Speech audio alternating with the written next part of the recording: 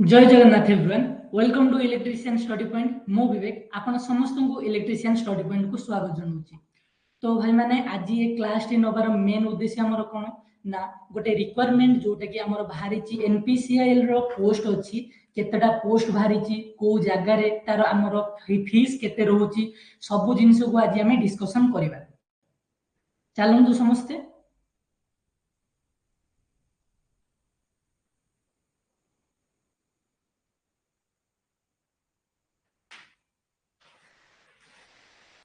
Post आमर कोटार अच्छी ना एनपीसीआईएल रो पोस्ट अच्छी। एनपीसीआईएल माने कौन जो nuclear power corporation of India limited अच्छी से आमर वैकेंसी बाहर करिछि। बहुत बढ़िया वैकेंसी रही पिला माने बहुत बढ़िया वैकेंसी रही। तार स्टार्टिंग डेट केबे अच्छी ना फॉर्म पकेबार स्टार्टिंग डेट केबे अच्छी ना 28/5/2025 पिला माने आसंता काली तार स्टार्टिंग डेट फॉर्म पकेबार स्टार्टिंग डेट एवं एंडिंग डेट केबे अछि बा लास्ट डेट केबे अछि ना ऑनलाइन एप्लीकेशन रो लास्ट डेट अछि 17/6/2025 आसंता मंथ रो 17 तारिख तार लास्ट डेट। सो पिला माने निश्चित फॉर्म टी पकेइबो केही भी मिस करबोनी फॉर्म पकेया पई। बहुत बढ़िया हमर रोची पोस्ट ग्रुप सी लेवल रो पोस्ट रही लेवल 3 रो। तो देखो पोस्ट रो नेम कौन अच्छी ना पोस्ट रो नेम अच्छी टेक्नीशियन पोस्ट आउ कौन रहिला जो हमर अच्छी स्टाइपेंडरी ट्रेनिंग आउ टेक्नीशियन रो पोस्ट रही कैटेगरी कौन ना डबल आई कैटेगरी रो आउ मेंटेनर रो। जानि पारलो हमर जॉब रो लोकेशन को जगह रे रहिबो ना जॉब रो लोकेशन रहिबो काकरपुर गुजरात रो काकरपुर रे जॉब रो लोकेशन रहिबो। एंड कौन कहला ना तार पोस्ट टोटल पोस्ट केतेटा अछि ना टोटल पोस्ट 71 टा पोस्ट होची। 71 टा पोस्ट माने बहुत पिला माने हम टेक्निकल पाई तापरे देखिबा कोटा को पोस्ट हमर केतेटा लेखा बाहर करी चा मध्ये देखिबा। स्केल पे हमर कोन रहला ना पे स्केल केते रहउची आज पर रूल्स हिसाब रे देखो क्वालिफिकेशन कोन मागिची क्वालिफिकेशन 10th आउ आईटीआई पिला मानन पई मागिची क्वालिफिकेशन कोन 10th प्लस आईटीआई। जानि पारलो स्टार्टिंग डेट कहि देली मु स्टार्टिंग डेट केबे ना 28 मे आसंता काली टू स्टार्ट हे जाउची फॉर्म पकेबा। लास्ट डेट एप्लीकेशन केबे ना 17 जून 2025 पिले 17 जून 2025 हेला तार लास्ट डेट। एप्लीकेशन मोड केमिति रहउची ना तमे फॉर्म केमिति पकेबो ऑफलाइन ना ऑनलाइन ना सेटा ऑनलाइन रहउची आ तार वेबसाइट कोन ना npcl.nic.in साइट को जाई कि तमे फॉर्म पकेई पारिबो को साइट रे ना npcl.nic.in साइट रे जाई कि। नेक्स्ट अपडेट कोन अछि देखिबा। देखो जो पोस्ट हमर 72 टा पोस्ट अछि को सेक्टर रे को पोस्ट रही माने को ट्रेड्स पई से पोस्ट गुडा अछि पिले फिटर पिला मानन पई 20 टा पोस्ट अछि केतेटा पोस्ट ना 20 पोस्ट अछि कहा पई ना फिटर पिलांग पई। इलेक्ट्रिशियन पिलांग पई 16 टा पोस्ट पिले बहुत जो 16 टा पोस्ट कारण रिक्वायरमेंट न बाहरिबा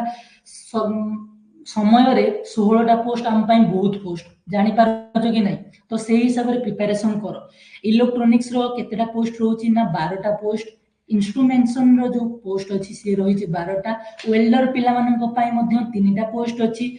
आउ रहिला कोन मेकानिस्ट जो अछंती तांको पई मध्ये 3 टा एसी मेकानिक्स मानन पई 3 टा आउ डीजल मेकानिक्स मानन पई मध्ये 2 टा पोस्ट। टोटल केतेटा पोस्ट रहउची ना टोटल 72 टा पोस्ट रहउची। आम इलेक्ट्रिशियन पिला मानन पई केतेटा इंपोर्टेंट हैला 16 टा पोस्ट अछि जानि पारलो। तार फीस केते कोन रहउची एबे हम डिस्कशन करिबा। हाँ एठी आ गोटे जिनिस देखिनो पिला माने कोन कहला ना मिनिमम एज केते गोटे पिलार मिनिमम एज केते थिले से फॉर्म पकेई परिबो ना 18 वर्ष जदि मिनिमम एज अछि से फॉर्म पकेई परिबो एवं तार मैक्सिमम एज केते मैक्सिमम एज 24 वर्ष थिले से फॉर्म पकेई परिबो। आउ अन्य जो हमर अछंती एसी भाई माने एसी एसटी भाई माने तांको मानन पई मध्ये हमर कोन ना एज रिलैक्सेशन मध्ये अछि से मानन पई कोन एज रिलैक्सेशन अछि। हमर एठी गोटे जिनिस चेक करिनो पे स्किल जो पर मंथली तमे केते पाइबो during first year training stipend अछि 20000 टका पिले फर्स्ट वर्ष तमरो ट्रेनिंग टाइम टारे फर्स्ट वर्ष तुमको 20000 टका पे मिलिबो। नेक्स्ट सेकेंड ईयर रे स्टाइपेंड केते मिलिबो ना 22000 टंका पिले तमरो पे स्केल टा केते केमिति रहउची ना ग्रुप सी लेवल रो पोस्ट अछि एंड लेवल 3 रो जानि पारुछ तो 21700 टंका तमरो पे स्केल ता सहित अन्य मिसे की पाखा पाखी तुमको 35 रु 40000 टंका प्रत्येक मंथली मिलिबो बहुत बढ़िया रिक्वायरमेंट अछि पिला माने फॉर्म पकेबा पई टोटल भी भूलिबोनी नेक्स्ट कहला कोन ना स्टार्टिंग डेट आउ एंडिंग डेट तो आमे डिस्कशन करदेले केबे केबे आउ थर भी देखिनियो वेरी वेरी इंपोर्टेंट आसंता काली 28/5/2025 हेला स्टार्ट डेट एंड होची 17/6/2025 एवं आमर फीस केते रहउची जो माने जो भाई भोणी माने यूआर ईडब्ल्यूएस ओबीसी रिलेटेड जाउछो से मानकर 100 टंका हेला फीस बहुत कम फीस अछि कारण एते कम रे आमर टेक्निकल रो कोनोसी भी फीस एते कम रहउने तो सो केही भी पैसा पई वरीड होबनी फॉर्म टा पको एवं एग्जाम दियो नेक्स्ट एससी एसटी पीडब्ल्यूबीडी आउ ईएसएम फीमेल मानन पई नील अछि माने टोटल भी कोनोसी पैसा तुमको दबाको पड़िबो नाही जानि पारलो ना नहीं तो समस्त फॉर्म टी को पका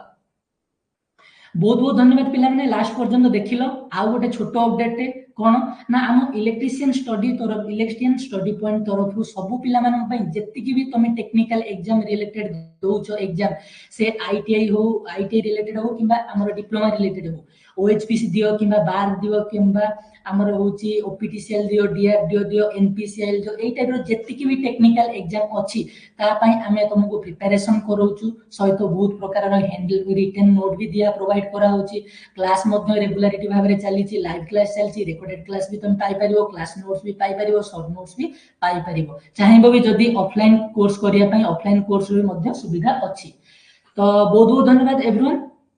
thank you so much last पर्यंत क्लास देखिथिबारु भूलिबोनी कि फॉर्म डा पकेया पई बहुत बढ़िया फॉर्म आ पे स्किल भी भलो रहउची ग्रेड भी भलो अछि जॉब रो तो थैंक यू फ्रेंड जय जगन्नाथ।